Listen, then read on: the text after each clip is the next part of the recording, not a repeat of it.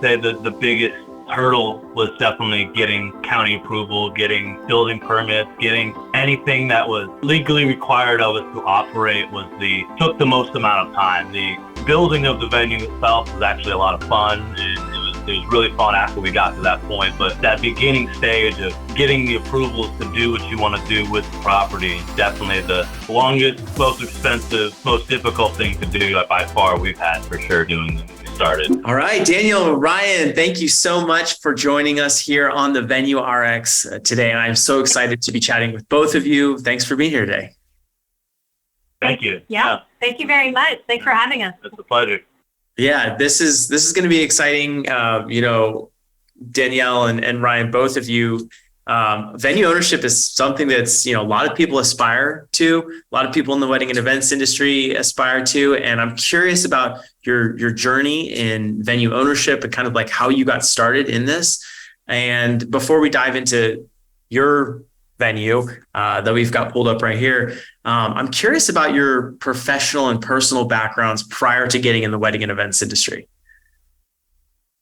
Well, interestingly enough, the venue is located in a walnut orchard, and my background is walnut farming, and that's actually, we're both from an agricultural background, and that's how we met, is through ag basically. Yeah. So, I'm a third generation walnut farmer, and she worked at the facility that I bought my fertilizers and things from, and over time, we just got to know each other and eventually became husband and wife. Married. Yeah. Very cool. Very cool. Started. Yeah. And the ag facility, and the rest is history. So yeah.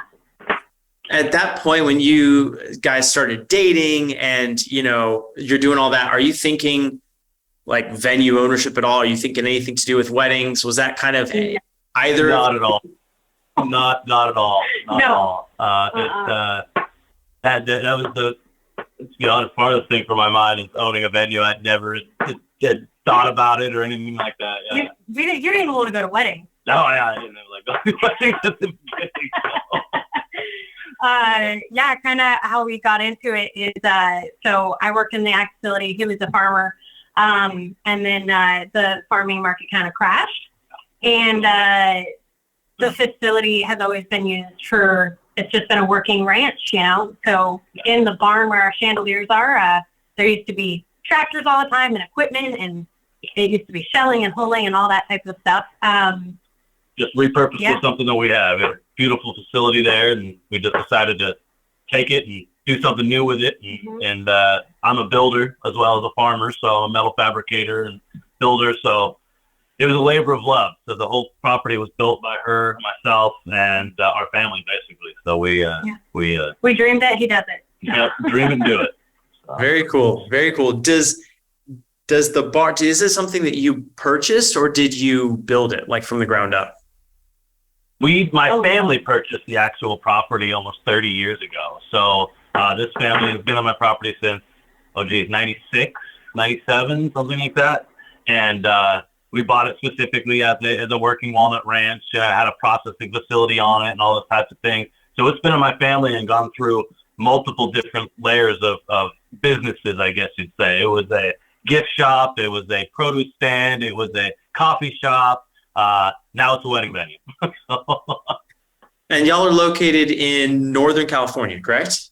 Correct. Northern California, in between Sacramento and Redding. Chico, if you know where Chico is at, it's a little bit north of Chico. So, but the two major metropolitans would be Sacramento and Redding. So very cool, very cool. So you have the property in your family. Did you renovate it? Did you need to like do any changes to it to be able to more adapt it towards weddings? Oh yes. It was it's been a 5-year process of renovations. We do something new every year to the venue, or we try to kind of keep it up and lively and just kind of new.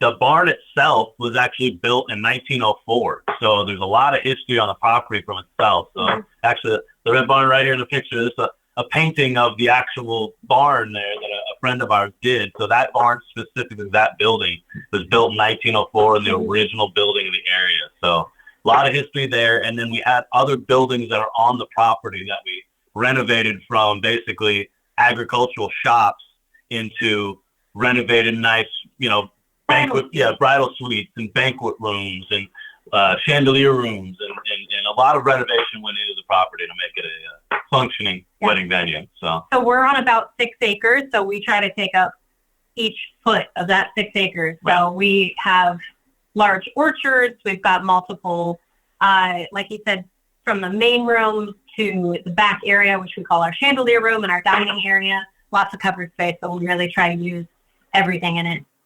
we have about 4 buildings on site that we utilize for the whole venue. So I'm just looking at some of the pictures online here, and we'll have links for everyone in the descriptions, but it's gorgeous. It's really cool. It's a really cool spot. Thank you. I'm curious. So neither one of you had a background in weddings prior to. I kind of did. A little bit. So I was like a second helper to a videographer for a couple of years. But that just means like I was going around to venues, just mostly hauling around all the equipment and stuff. But I've gotten my eyes on quite a few venues before, and they've always just been so gorgeous. So when the farming, like the market crashed, we're thinking about possibly selling the property. There's just a lot of things going on. And we looked at each other and I was like, well, I know the wedding industry. I think this place has really good bones. I think that we could do something with it. I think it could be decently popular. I don't know. I'm hoping that this is something that people want and not just what I want. But I guess we don't really have any other options. So we'll build it and we'll see what we can make out of it. if you build it, they will come. So that's what we did. So yeah. Very cool. Very cool. I was just wondering, like, how did you, because you can tell the spaces are all kind of laid out correctly. You've got, where your reception space is, you've got this beautiful backdrop for weddings. You've got some of the different, looks like outbuildings, and that takes intention and knowledge and like learning about the industry. So that totally makes sense with that background. Were there other people that you reached out to, coaches, consultants, YouTube channels, podcasts, books, like any sort of resources like that kind of like helped you know how to craft the venue differently? So I wouldn't say like craft it differently, but we definitely had to hire a consultant to go through the county and get all the permits, like all the legal process of the things. We definitely have a lot of help to get through all the legal loopholes and different things that we had to have, our contracts, all that kind of stuff that wasn't really in my scope of the vision of actually putting it together. It was all the back end of stuff that we had to have a lot of help with. So consultants and lawyers and this and that. So those helped out tremendously. But as far as like the vision of like how it works, was just luckily we didn't put those buildings there. They were already there. And so we just felt lucky enough to work off of what we had. We definitely like upgraded the lights and all that type of stuff. So like our main chandelier room, which you can see in a lot of those pictures, was what was it? The what? The chandelier room that used to be a sheller. Oh yeah, it used to be a walnut sheller. So actually it's in a processing facility inside our main chandelier room where all of our chandeliers are now. Mm-hmm. So that's gone through a huge transformation. So. Yeah. And so when you walked into like the facility and the property 5 years ago, it did not look anything like it. So obviously we now have over 15,000 square feet of grass. We put all that grass in there. Luckily, it was just kind of cleared out with trees. And in the back ceremony area is actually where he used to drop like walnut holes. So we had to actually treat the soil for quite a while until we could put the grass down because it would just be too high in the condition. Yeah, it was laid out very well. Like I said, it took us quite a while. It took us at least 2 years to kind of get things finalized and squared out and laid out to make sure it all looked correct and everything like that. So it was a lot of effort for sure. Yeah. So I was asking because I know a lot of the people who listen to the show are, maybe new venue owners, or maybe they dream of owning a venue one day. And so, if you're talking to yourselves, 3-4 years ago, kind of as you're in the first 6 months to year of owning this, are there some things that you would do differently, maybe even with hiring some of the different people that you hired, with going through the county or things like that, stuff that you now know after going through the process that you would like advise your past selves, or even, someone else who's listening to the show? Right. Yeah. I'd say the biggest hurdle was definitely getting county approval, getting building permits, getting anything that was legally required of us to operate was the took the most amount of time. The building of the venue itself was actually a lot of fun, and it was really fun after we got to that point. But that beginning stage of getting the approvals to do what you want to do with the property, definitely the longest, most expensive, most difficult thing to do by far we've had for sure doing them when we started. So that's, be prepared for that, you know. I wouldn't say that there's anything that like we change. Just I would just give ourselves like words of encouragement, like you'll get there. Yeah. You'll get there for sure, but it's going to be a long, hard road, but it'll be worth it in the end. So just kind of like follow your gut, hire the people that you don't like. If you don't know what you're doing, hire the right people. Yeah. Right. So just for sure. Who were some of those people that you needed to hire? I know you mentioned off a couple of them just a bit ago, but like who are those instrumental people that kind of helped you get through that process? So we hired a consultant from our county. So how we kind of found him, we didn't look him out or anything like that. We started going to the county meetings, like the board of supervisors, things like that. And then we saw a bunch of businesses that were trying to start up and coming in our county or city and everything like that. And we were seeing what they were saying yes or no on, and we were seeing what they required of these other businesses, things like that. And we kind of worked off of that. And then luckily, the consultant that we actually hired was just happened to be in the same meeting as us. And he was standing up for other people when he felt like it was unjust. And it was just really inspiring to see him. And we're like, wow, this guy has a lot of knowledge. He stands up for what's right. Let's go introduce ourselves. And that's kind of how we met him. And that's kind of how we hired him. So, yeah. So independent consultant for helping small businesses deal with county issues, basically. Yeah. That's huge. And especially in California, I know it can be more challenging depending on where you're at with the county than in different states. I know I've talked to some venues on the show. They're like, oh yeah, you just, 30 days, go down, just file a permit, you're building. And I'm just like, yeah, we're here in Southern California. And I'm like, no way, 2 years. About 30 months. Yeah. It was at least 10 months of like, it was, begging, presenting our case. Oh man. Yeah. So after the process where you're getting things permitted, approved, all the different stuff that you need to do to kind of like open your doors, at what point did you start the marketing? Did you start marketing and maybe even touring? Did you start that before you were fully open? So you got... Oh yeah. Okay. Tell me about that process. So we actually got our permit or the yes stamp for us to go ahead and start doing whatever we're doing. We really didn't want to break any ground before then because it was just so temperamental. We just didn't want to put a bunch of money into something that they were going to shut down anyway.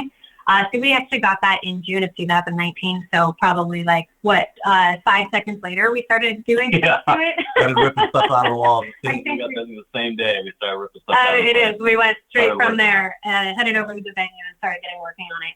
I was going to say, I think we went to a bridal show in August of that same year. So by that point from July was August, or was it I think it was within a couple of months of us getting our approval to start construction and actually open the business that we started taking promotional pictures and started going to bridal shows. Just hey, we're a new venue, we're in construction, we're starting stuff, and people would come by and do tours with us, even though they're still in the middle of construction, and they kind of see the vision, they kind of couldn't. So it was like I said, so we got our permit in June of 19, and we were planning on being open by April of 2020? Yeah, April 2020 was our open date. So all of the summer, fall, and winter of 19 and the beginning of 20, we were working our little funds off. Full-blown construction, working on everything, touring, promising this and that, and then classic March of 2020. 2020 hit us all. So and it was. I'm curious. So did you book any weddings before March of 2020? No, luckily we didn't book any because people were just like, "Oh, you're still under construction. Right. We love it, but we'll see it right when you guys are done and see if it's the venue for us." And then we actually had a bunch of second tours planned for right when we were done with construction around April, May, and then obviously canceled that on us because nobody knew when we were supposed to open, if ever. Nobody wanted to put any down payments on it, which is super understandable. So it was just kind of a weird time, but I'm actually very, very thankful because we were supposed to be open in May of 2020. We thought the venue was going to be done. It was going to be beautiful, this and that. And luckily, with the whole year that we got from 20 to 21, we took a look around and we're like, yeah, we could have opened our doors, but it would have been a very base package, you know. We were 80% done, and we were, you know, Yeah. they gave us the extra time to get an extra 20% taken care of. So Yeah. So that extra year was actually super beneficial. blessing in disguise. Big blessing in disguise. Yeah. That's cool too that you didn't, because I know, like, depending on how people start, you can just go, you're so excited, you just take a bunch of deposits.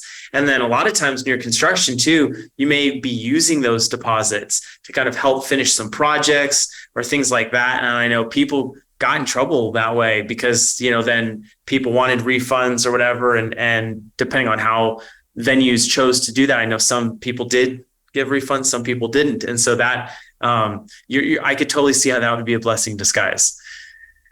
For sure. Yeah, we're glad that we didn't take any deposits. We didn't take any that would have deposits, been heartbreaking for the first deposit we get to be like, here you go. Yeah, for sure. Yeah. Yeah. How did you market the venue? Well, actually, before we get into marketing, so take me through a little bit more. You go through 2020, you're finishing up construction, you're finishing up some of the different projects. When were you able to book your first event? Our first event was actually booked at the end of the 2020 year, I believe, by our first people for the following year. It was in April or May of 2021. May of 2021 was our first wedding at the venue.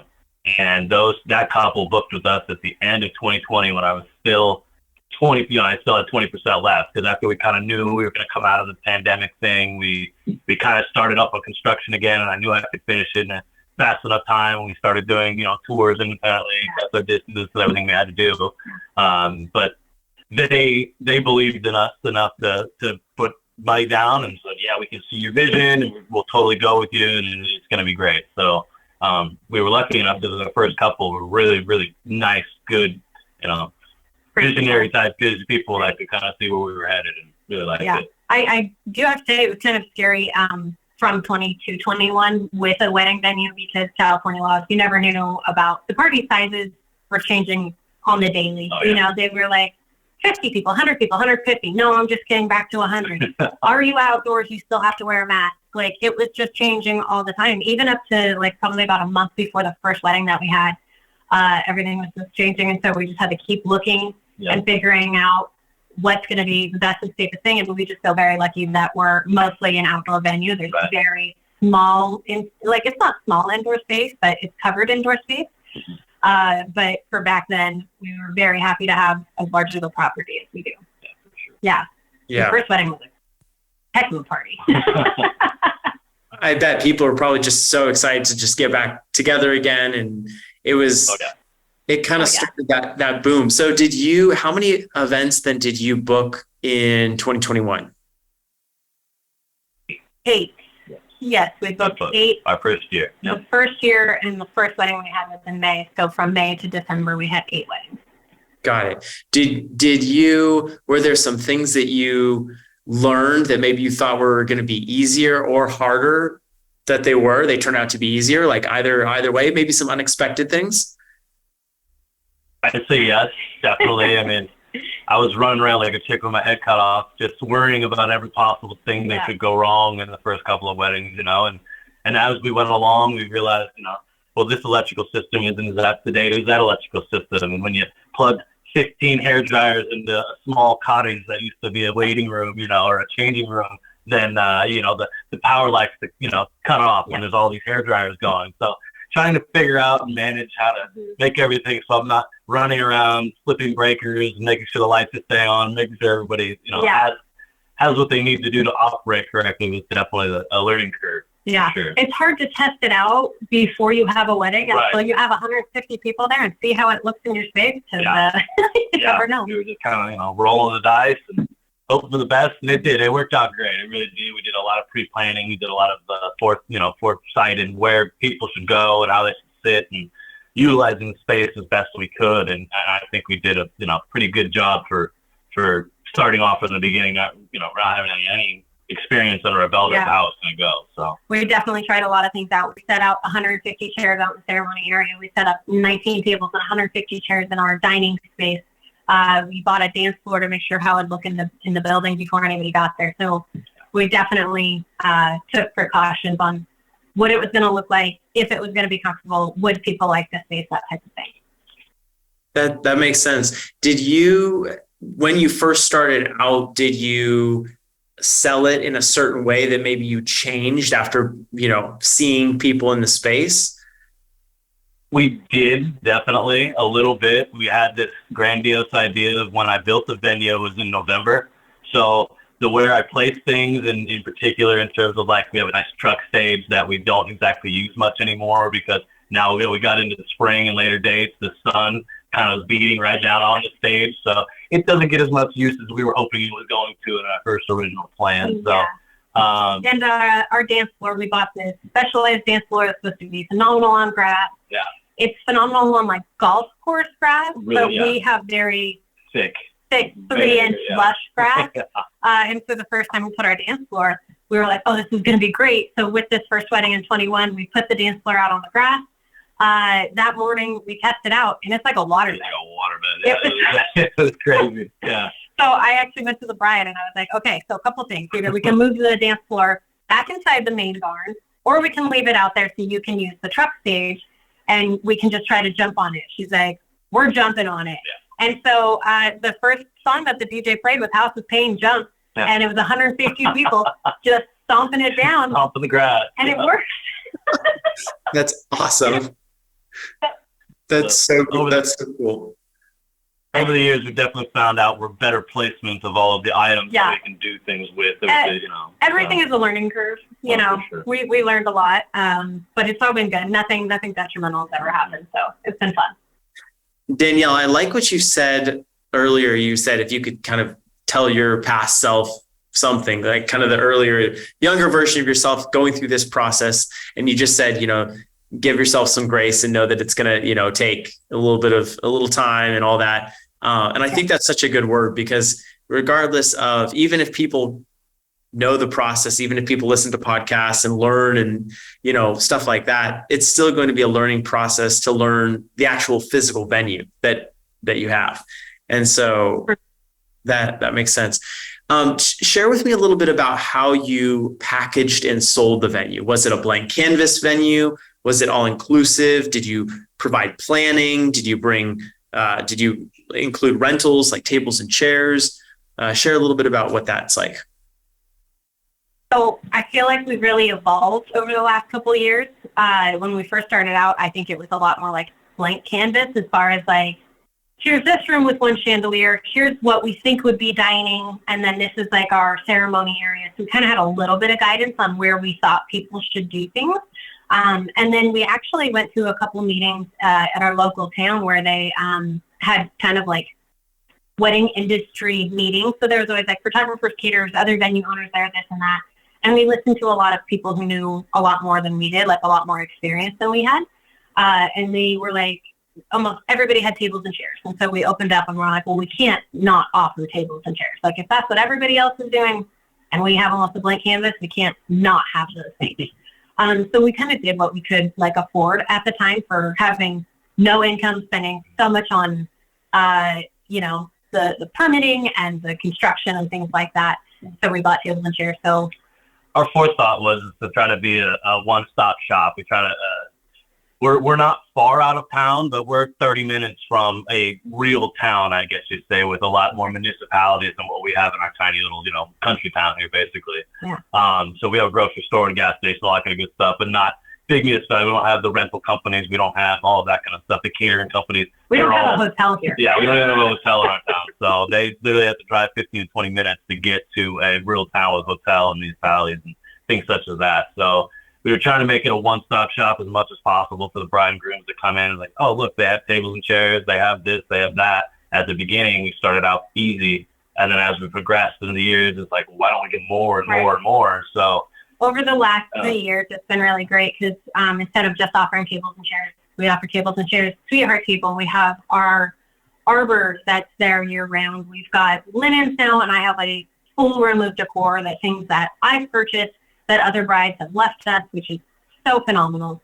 Now we kind of like to pay it forward. It's like when people come in, we're like, hey, this is now what we can offer you. And we've got a couple different packages. So our base package is kind of more of like a blank canvas where we still offer tables and chairs, but it's a little bit more like, if you have decor, if you have a lot of family and friends that want to help you do this, you go for it.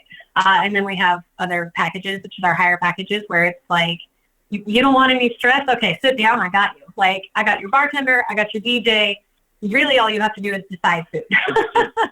It's all inclusive, basically. We didn't try to like nickel and dime people for each individual item. Like, you're not paying for the dance floor, you're not paying for the decor, you're paying the one price, and here's everything they have to offer. You can use it or choose not to, basically. So Exactly. That's huge. And having that blank canvas option also gives you then the flexibility if you do have someone that you want that just wants to come in and like create their own thing. So did you learn any lessons, or did you have any experiences that kind of like informed how you think about vendors now, in terms of who you picked to work with in those kind of first years?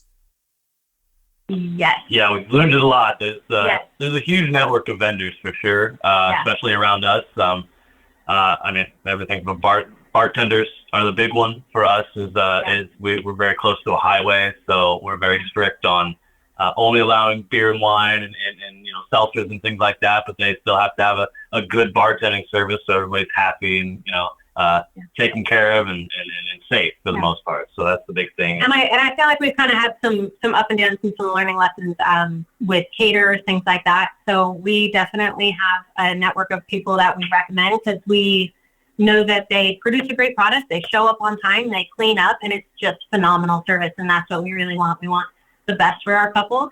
So we'll never suggest anybody that's like, oh, they haven't done great, but maybe they will for your day. That's never, ever what we do. We want to treat every wedding like it's going to be the best day of your life, and that's how we want to treat every wedding like it's our wedding. We pride ourselves on our customer service. Like Absolutely. I said, we're fully staffed. We're there the whole time. We are there all day. Oh. So it's so funny. So we've heard from other people that not many venue owners are there on the day of, like we are. Even us, like we're walking around. I want to make sure even the trash cans don't get full. Like if it's full, like I'm going to take care of it, and I'm going to be very discreet. We're just going to run out the back door. So yeah. That's so cool. Good stuff. I mean, I think that pride of ownership really bleeds through and gives that amazing experience where even if the clients and the guests maybe they don't realize it's happening, but then they just look around and they're like, wow, this area is really clean. Wow, this area is really like, and it's because of you guys kind of putting in that effort and energy. I'm curious about your team and then how the two of you split your time. Like, who does what in terms of division of labor around the property, specifically when it comes to events? When it comes to events, I guess we divide and conquer, really. She's more of the human resources, taking care of the bride and the groom and making sure everybody's like the family's taken care of and all the particulars are in order, all the paperwork and all that kind of stuff. Right. So more of like the couple's vision is more of what I deal with. And I'm here the one to make sure the lights are turned on and everything's put together and the bathrooms are set up and all the utility side of the business I take care of with my guys. So yeah, I have two full-time employees that work for us for the agricultural side of the business.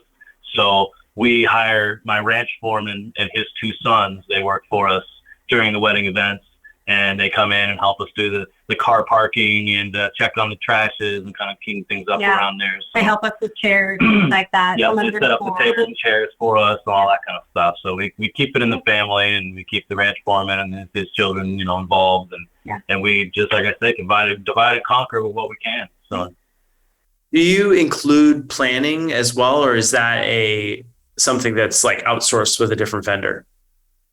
Well, both. Like I said, we've got those couple different packages. So our lower packages doesn't come with planning or anything like that. But our highest package does. It's more like day of coordinating. So it's not necessarily like a year and a half of planning, but it definitely is like timeline. I'll contact your other vendors. Like I'll make sure when your caterer is going to get there, when your bartender, I'll talk to your florist, things like that, and then I create you a timeline of the whole day on what that couple's vision is, and we just kind of stick to the timeline and make sure it goes off as flawlessly as possible. So, yeah, it kind of has both. And that's something that you're doing, or are you working with like a coordinator? No, Dang, that's awesome. 3 years under our belt. I love the venue side, don't get me wrong. But once like the day's off and running and we've done everything that we need to do, sometimes I'm just like, okay, now I can like it bothers me when I sometimes see coordinators not doing what they're supposed to be doing. Like if they're drinking by the bar, I'm like, okay, well I know the plan. So I'm not going to step on anybody's toes, but I'm going to like secretly make sure that, the cake gets out there. I'm going to make sure that dessert is on the table. So yeah, I've kind of taken on that role in the last couple of years. So I'm excited to do it. That's pretty impressive. You just kind of learned by doing. That's very neat. Yeah, absolutely. At this point, how do you attract people? So kind of like the marketing side of what you do. Do you go to wedding shows? Is it a lot of social media? Do you do like paid ads? How are you, getting people aware of the venue? That would probably be me. Yeah, that's 100% you. But I mean, yeah, she does all of our social media. And social media, I have to say, is our bread and butter for sure when it came to doing marketing of any kind. The website, social media, things like that. We have gone to plenty of like bridal shows, but bridal shows are kind of hit and miss for us. Right. We've noticed that brides and grooms, at least in our area, go to bridal shows for photography and for food, things like that. They want to see like people are going to be taking their pictures, things like that. There's only so much we can do to set up our booth. Right.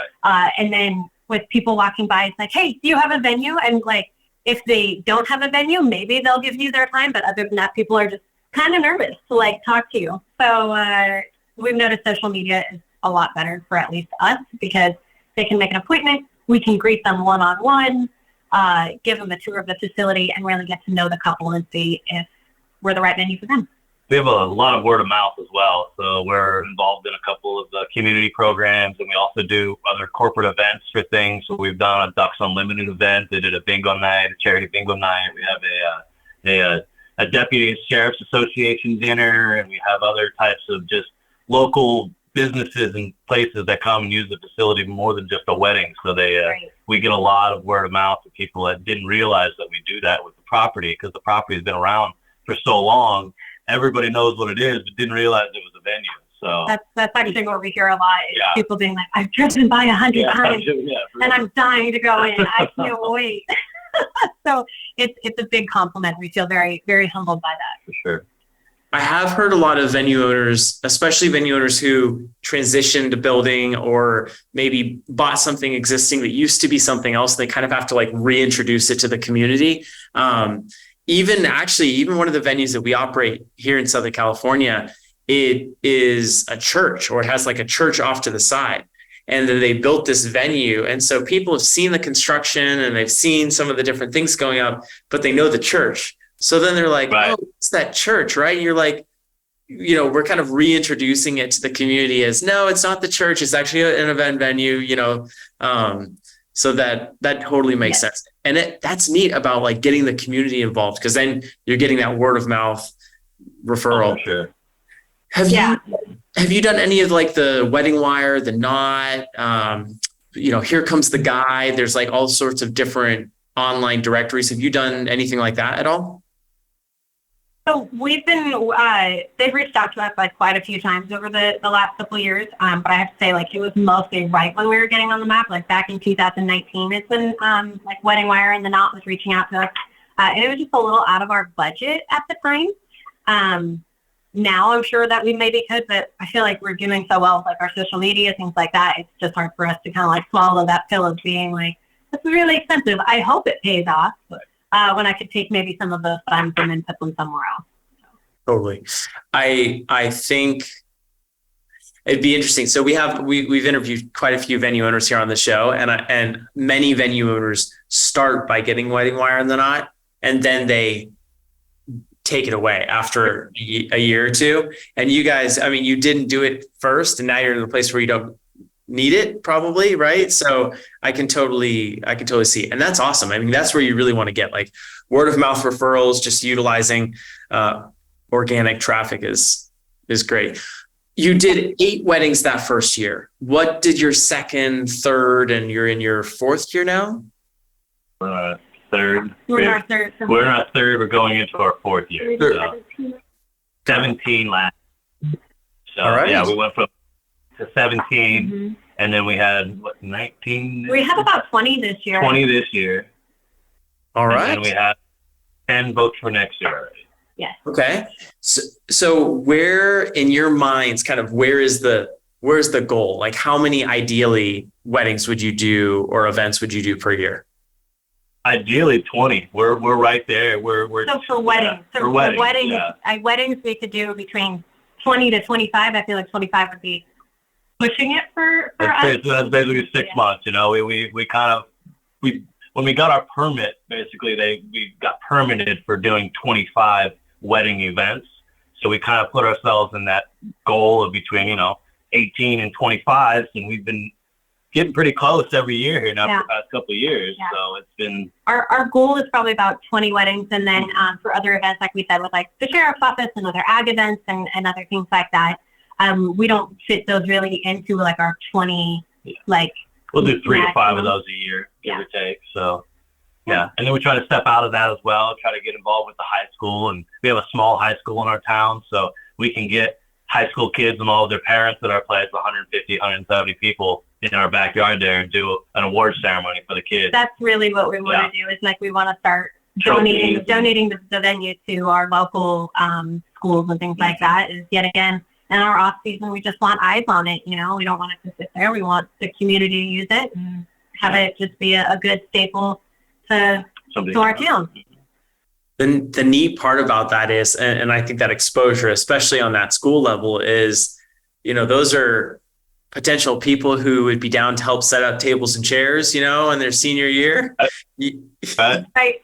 Or potentially new married as well, coming out of high school, going into college, it's just guys all more and more. So we don't get repeat customers. So there you go.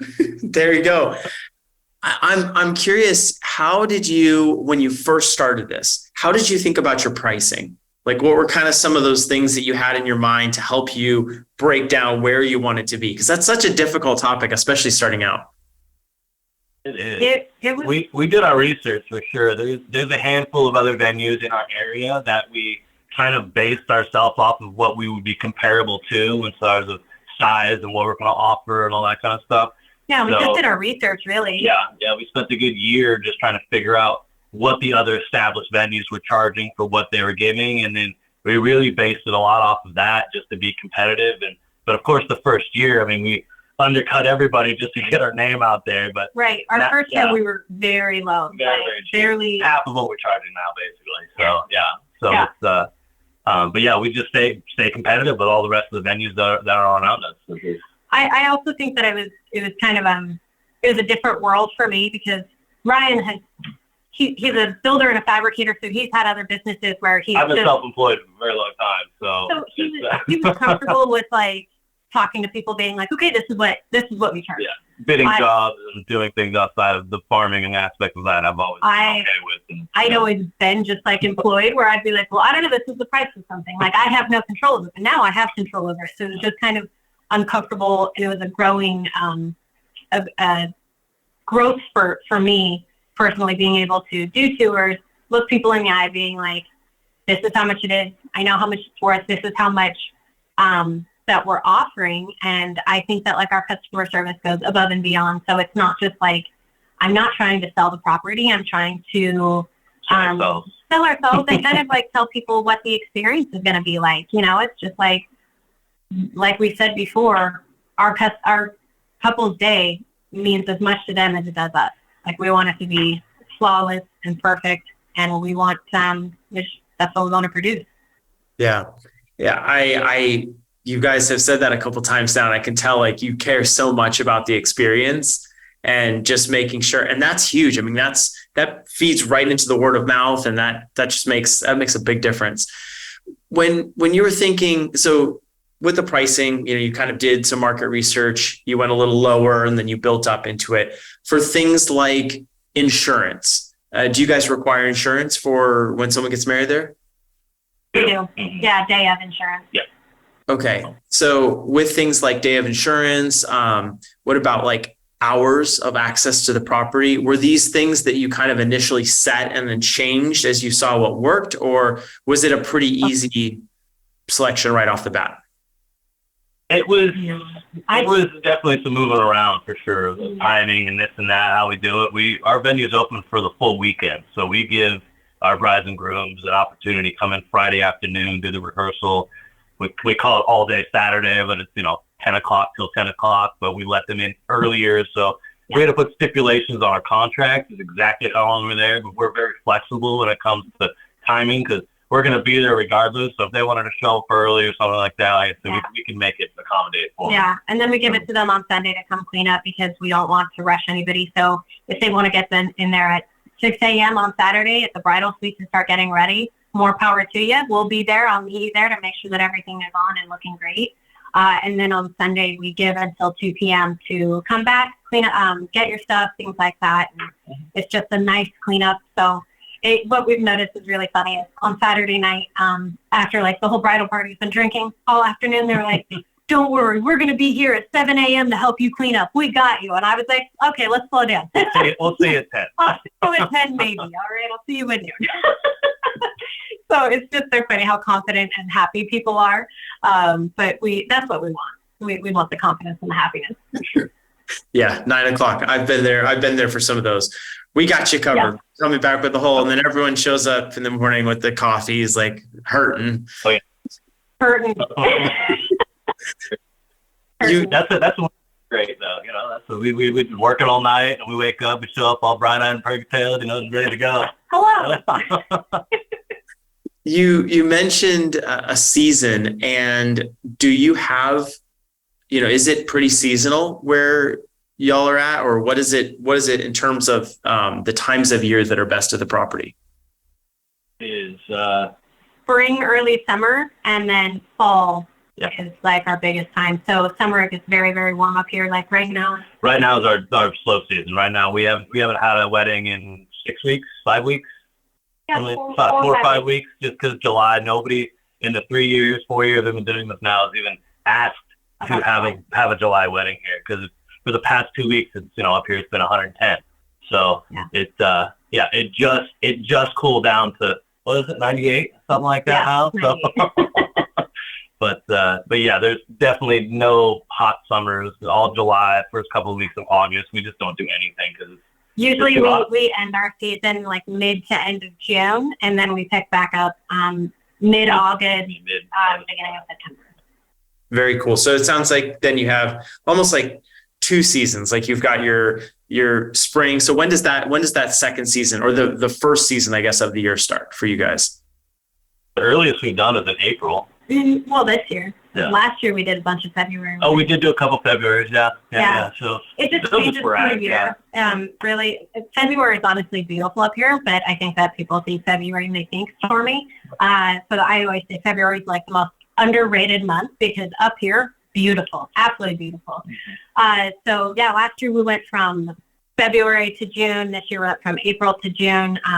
But last year it was somewhat sporadic. We got a couple weekends off in between, but this year we went for 14 weeks straight, something like that. We're open year round technically. We won't really turn down a wedding per se. We will turn down a July wedding just because it's just such a it's too dangerous for the couple of guests.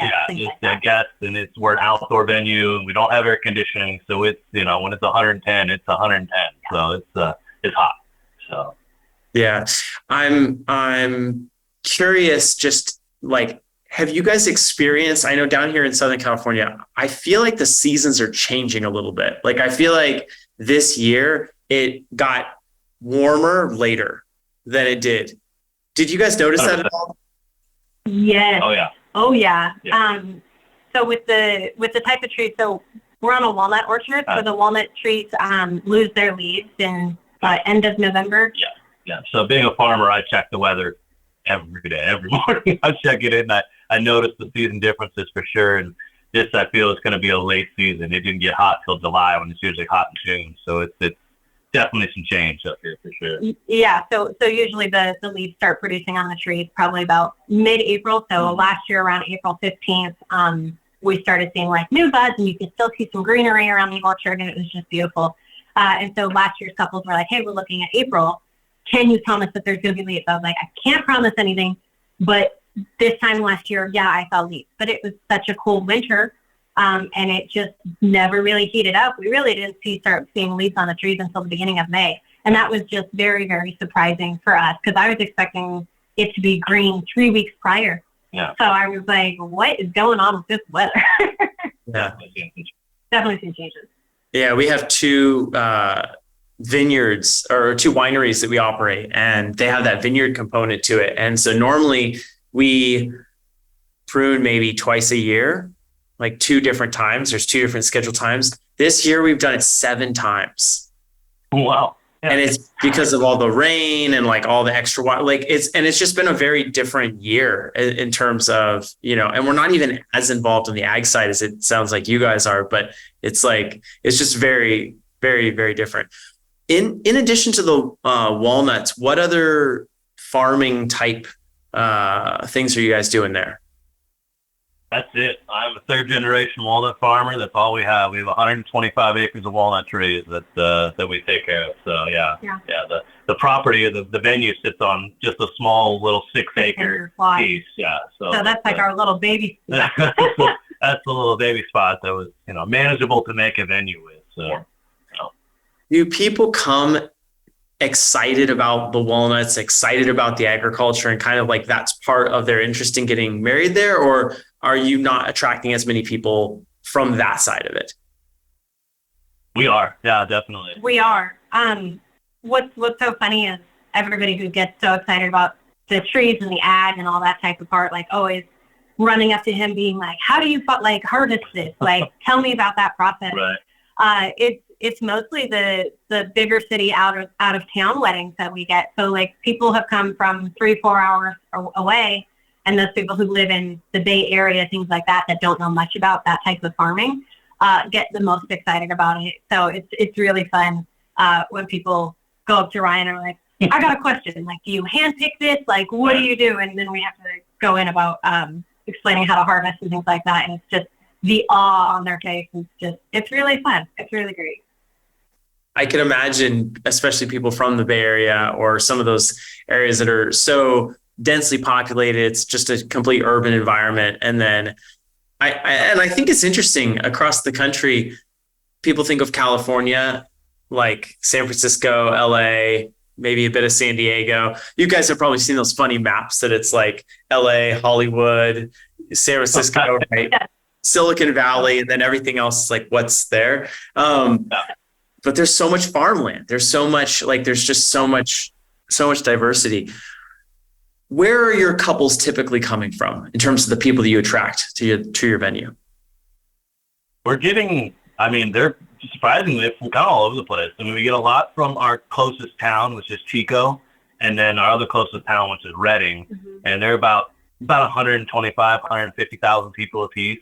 So we get a pretty good pool from both of that, but we have noticed a lot from the Bay Area, like Sacramento, Modesto, Lodi area, Grass Valley. People who want just a different setting than what they live in. So people from the high mountains want to come down here because it's beautiful foothills. People from the city want to come up here because, like we said, it has a lot more ag and farmland, and it's different. It's just a unique spot to get married in. Very colorful. Yeah. Very, very colorful. Yeah, very colorful. As you can see from our website, we've got lots of deep reds and greens and things like that, things that people don't normally see from those areas.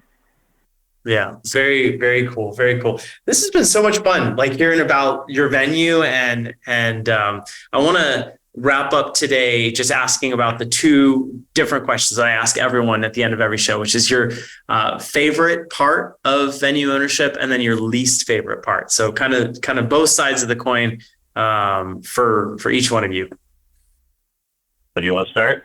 I think that we have both the same favorites. Kind of close, yeah. I think both of our favorites are probably dealing with the families, when we deal with the bride and grooms and finding the ones that are really, really enjoy wanting to be there, and then their families show up. The fun parents and aunts and fun uncles. parents that are just there, and they're just like, yeah, let's do this. And we get really juiced and invited, like, yeah, we'll do bend over backwards for anything you guys need, you know? Exactly. Like if they come back and they're like, this place is beautiful. Right. We can't wait for their day. Are you as excited? Because I'm excited. We waited our whole day for this. And we're like, yeah, us too.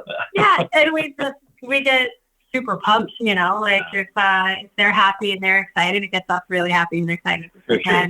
That's for sure the best part. Yeah. Sure. There's Seeing nothing. the excitement on the faces is what we created. There's nothing better. What about the worst part? The worst part, I don't know, there's a couple different things. I think the worst part for me is the amount of work that I didn't think it was going to take to maintain the property at a level that I wanted to be maintained at. So I want the place to look like it's brand new every day. So we spent a lot of time maintaining the property. We call ourselves extreme landscapers because we're farming and landscaping and doing all this stuff. I'm not a venue owner. I'm an extreme landscaper. That's all I really do. Yeah. That's the upkeep. It all looks great. Yeah. My biggest bug. I think your favorite part was creating the venue and being like, oh, this is a new vision. I can build it. Right. And now that we have to maintain it, he's like, oh, boo. Yeah. I gotta make it look nice all the time. So. Yeah. And favorite part? I wish sometimes people weren't so wishy-washy. You know, that would probably be one of my least favorite parts is like, I don't know. I think that we are very like 110% type of people. It's like we're pretty decisive, and it's sometimes a little bit hard when people are very indecisive. Not just like while choosing us, like even after they choose us, even like the day of, it's just like, hey, do you know if you'd like your table over here or over here? It's like, oh, I don't know. I gotta get 15 people's opinion, and it's like, oh my gosh. I think that's sometimes like decision making when you have 15 people's opinions. Yeah, matters. yeah. Sometimes that's a little bit hard, but I wouldn't say it's the worst. But it's just personal picky things. Totally. Well, yeah, it's people. They're making what feels like such a monumental decision, and then they're going to ask all their friends, and everyone has a aunt or somebody who's an expert, and who has their own opinion about how things go. So, yeah. Nothing still gets decided, and I still have to wait. No, you end up just placing it anyway. That happens. Yep. That's awesome. Yeah. Well, Danielle and Ryan, thank you so much. I appreciate you being on here on the show and just sharing about your venue. For anyone who wants to check it out, it's the redbarnevents.com. And are you guys on Instagram on that handle as well? Yes, it's the Red Barn Weddings weddings events. I don't know. I gotta look it up. Totally. Two of them. Yeah. Yeah. We're on Instagram and Facebook. So I just don't know the handles right at the moment. They're on our website. So when you go to the main page of our website, when you scroll down, it says get connected with us, and you can click on those icons. Perfect. Very cool. What's the best place to get connected with you if they want to reach out and hear more about the venue? Definitely our website. So when you go to the home page and you scroll down, it says contact us. It has my phone number on there, and then that little get in touch button goes straight to our email. And we try to email people back as soon as possible. Very cool. And I just pulled it up just for fun for anyone who's listening on podcast. It's the Red Barn Weddings Events for the Instagram handle. So if you're listening to this on audio, that's how you go over and check out what they're doing. You got it. Awesome. Well, guys, thank you so much. I appreciate your time, and we'll talk real soon. Thanks for coming on the Venue RX. All right. Thank you so much. Have a great